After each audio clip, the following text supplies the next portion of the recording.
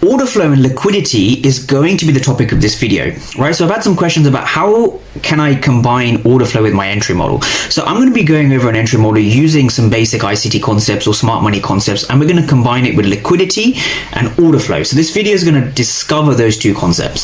So before we go onto the charts, this is ES or the S&P 500 on the 15-minute time frame. We're going to break down the actual entry model we're going to be going over. So what I want traders to understand, if you've come from an ICT background or you've come from a background that uses fair value gaps or any kind of smart money concepts, we are going to be focusing on this price. So this is what we call the New York midnight opening price. I'm just going to abbreviate that to NYMDOP, right? New York midnight opening price.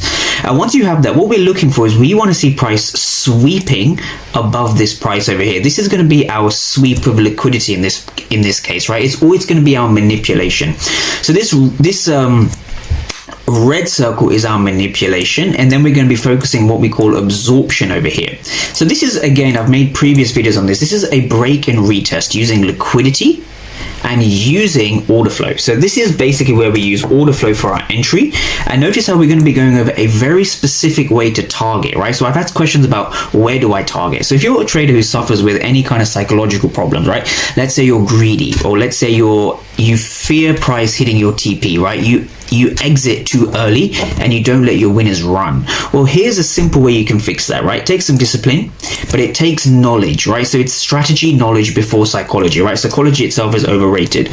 So if this is the previous day low, I want you every day to go and draw a horizontal line like this with the previous day low, and I want you to target the previous day low when you're in a sell. And we're going to be going over this entry model as to how you can do it. So we're going to be combining the New York midnight opening price. We're going to be combining order flow with fair value gaps to understand what was going on in this region.